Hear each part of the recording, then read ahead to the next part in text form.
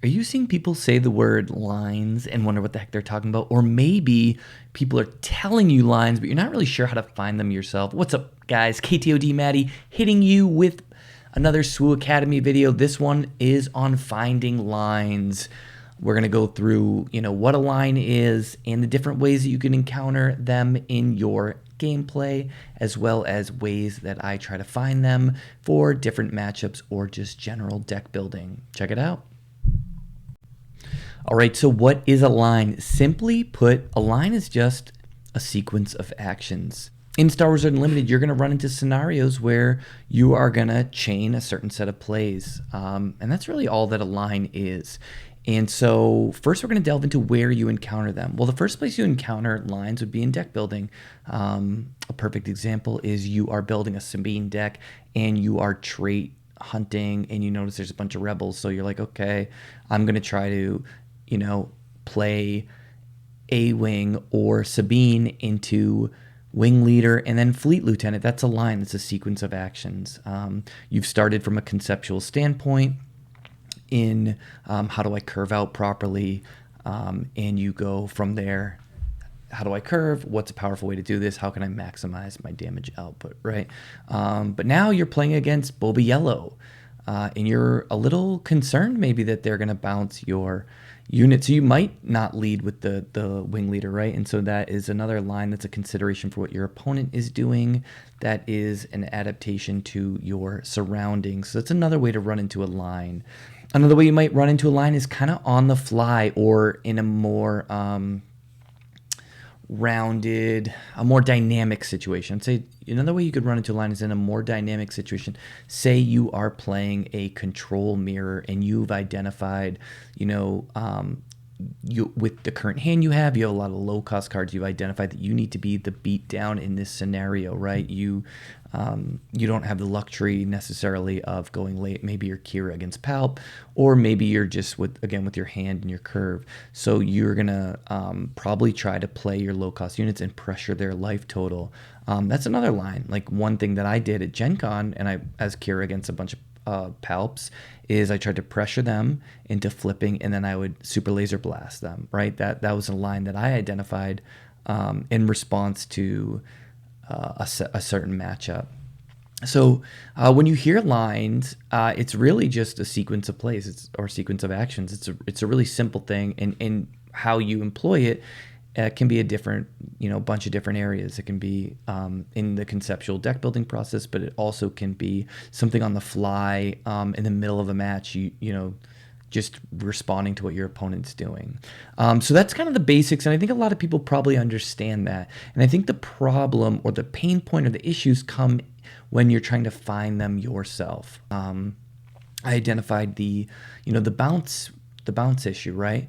Well, sometimes we've identified, right, coming back to that matchup, that if I play to the board and set up a scenario where my opponent bounces one of my units, they had to use their entire turn to bounce, right? And then I get a unit on the board still. So in the wing leader example, there's going to be a certain scenario where you actually might want to invite them to use their bounce on your guy, or you bait them into not bouncing and then pump your guy after, and then they might have to waste their whole next turn bouncing that unit. So there's different ways that you can do it. And so when we're talking about how to find these lines, there's a few things you need to do. You need to identify certain pain points in the plays that your deck is trying to employ. So one, again, is the bounce maneuver. Another one that I talked about is, as a deck playing against Palp, it's really painful when they flip the script on you and deploy their leader and steal one of your best units, right? So wiping the board against Palp can negate that. Now, one thing that I learned in that specific matchup is that in a lot of these Palp decks, they're playing officials to turn on their Emperor Royal Guard, and they want units to sack. So actually, their deck is filled with a lot of low-cost, kind of crappy units, versus maybe, my Kira deck in the example there, or another type of control deck, where I actually have a lot of more value plays. So if I attack them, convince them to flip, super laser blast, reset the game with a higher life total. So now we're restarting the game. life total and control matches, not always relevant, but it can be to really pressure them into early claims and things like that. So when someone tells you the life total is kind of irrelevant, I don't think that's necessarily true. And so when they feel pressured, they have to claim stuff like that. So what I did was I said, okay, let's start the game over off the top of our decks or close to it, right? But now I get all my value cards and you still have stinkers in your deck. Well, on a long enough timeline, I'm going to win the vast majority of those games. So that was a line that I identified. And how did I do that? Well, I looked at what their deck was doing. I looked at what my deck wanted to do.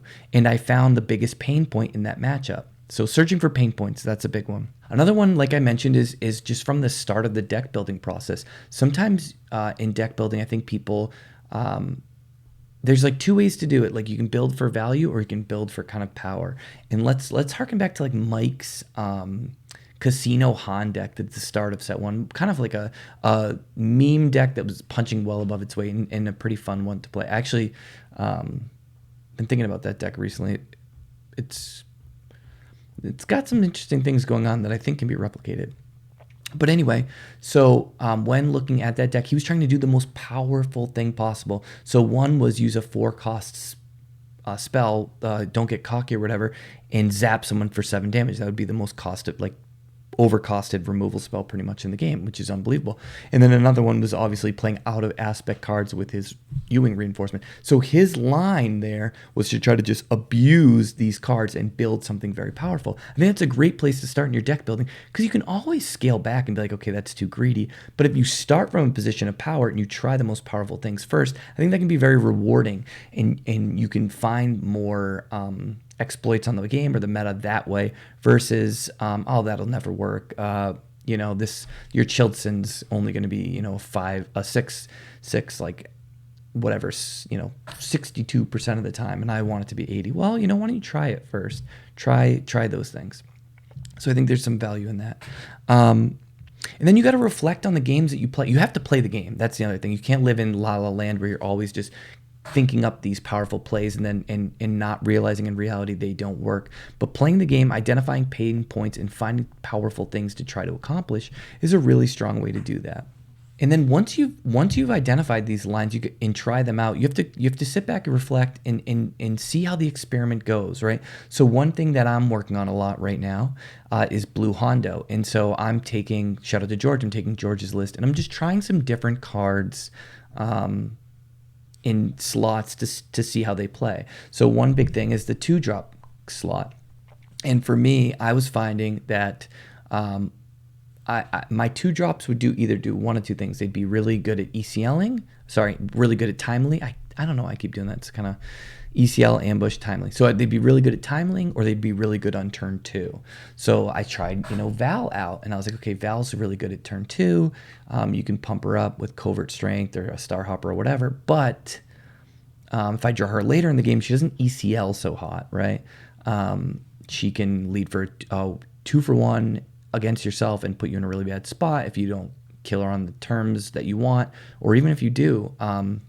And so she didn't really fit the bill, but I tried her out because I identified, one of two places that I wanted my 2-drops, and so that was like, okay, I want a better just turn 1 play. And then another card that I'm trying, and it's more of the line of like, well, I find I'm ECLing my 2-drops a lot, or timing my 2-drops a lot. Let me try Incinerator, because Incinerator becomes like a 3 first striker with a smuggled timely. That can be pretty good at killing somebody and keeping someone on the board. The big thing about the Hondo deck is that it outvalues everyone with smuggle, because then you have more cards in your hand and more cards in your row. So you can just play an attrition war going 1-for-1 or better with them, and they're going to run out of stuff to do. They're always going to be on top of their deck where you'll either have more cards in your hand because you use things out of the row, or you still have things out of the row, right? And that's a line that you would take against other mid-range decks. You would fight them on that angle, knowing that you can go later than them because they're going to run out of cards before you. So I experimented with these different things, and as of right now, I'm probably just going to play the 2-drop 3/3 assassin that hurts a guy, just for the purpose of he ECLs pretty well, and playing a first turn 3/1 is not the end of the world, even though we're seeing a rise in CAD and stuff like that. But I went there and I experimented and I reflected and I used a Discord to talk through people or just kind of my general process. But so you have to do those things. You have to identify your pain points. You have to try to, build off of strong combinations. But then you also have to see like, how am I playing the game and what are the things that I'm doing and like, where am I going with that? So like, I noticed the 2-drop thing that I had the ones I liked playing and I wanted stuff to, timely out at people.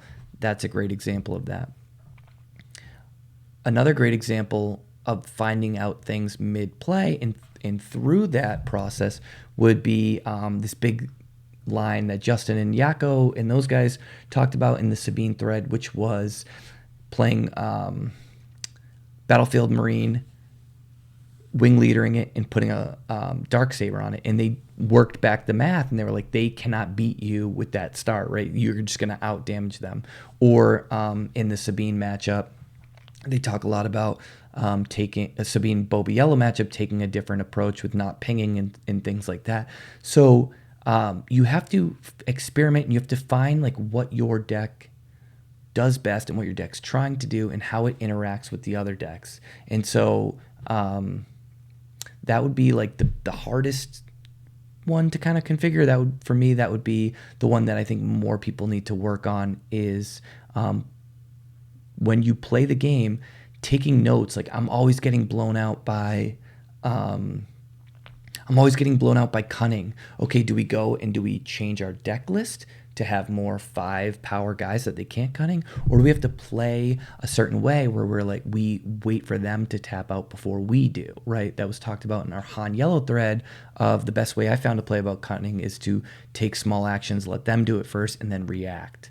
And so then it becomes, that was a conceptual thing, and then we got to go into practice and say, okay, what specific things do we have to do to enable that, okay? So as you play your games that you have to play, start writing down the things that are hurting you, that you're having trouble with, the scenarios that come up. Is it, man, these guys always have 5 health and I can only do 4 damage. Okay, how can we interact with that? Or, on my Kira flip turn, I'm finding that they're always just ECLing and taking her out, and then I can never barrage. Okay, like, do we need more sentinels in this deck? So just being mindful of your practice and really focusing in on what is leading to your success and what's leading to your failure. And I think if you identify those things, that's going to be the most rewarding way to find an angle in your matchups. So pain points, playing the game, reflecting and experimenting, and then implementing those changes. They're not all going to work, just like the different 2-drops I've tried in Hondo. But I think if you have meaningful practice and you take notes and you start to theorize on the games you've played and what's worked, what's not, that is where you find the lines that you need. And again, talk to, people in your community. I think that's the best way to do it. Obviously, we have the Discord, but if you're at your locals, see how other people have attacked different decks or different matchups, or, after you play a game, hey, if I had done this here, would that have been better? Or like, I only play 1 PAL per turn. Should I have 2 in the main deck with all this discard? Use the resources available to you. There's a lot of good ones. So I think collaboration is the best way to find those. If you're like, man, yeah, I get what you're saying, Matt, but like, I can't always think of those things on my own. And so like, there's going to be some trial and error there, but also, using your resources available, chatting people up, and watching games and watching kind of what other people are doing. I know everyone loves a deck list, and that can be really important, but it's these lines, taking the right lines, understanding them, why they work, finding the ones that work for you is the biggest way to get an advantage. So lines, not lists. Booyah. All right, guys, so that was kind of my take on lines in Star Wars Unlimited. A little bit of a off-the-cuff, rambly one for you. Put it on the background while you do the dishes or, as you're screwing around in Deck Builder, kind of listen to me chat. I'm trying to find different ways to mix it up between the tier lists and talking head videos like this for the SWU Academy playlist. I know you guys want a mustache tier list. Someone send me one and, then I can do it. But yeah, keep letting me know what you like out of this channel, what you want to see I'll probably start mixing in different things in the talking heads now that I've got a pretty good Rolodex of videos for the SWU Academy. I think we'll do some live deck building with the new set as it comes out, because that's really exciting, and that's kind of a fun exercise. You can see how I build and the types of lines that I'm talking about in the deck building process. So again, hit me in the comments, please. Just let me know what you want to see more of, and yeah, peace out.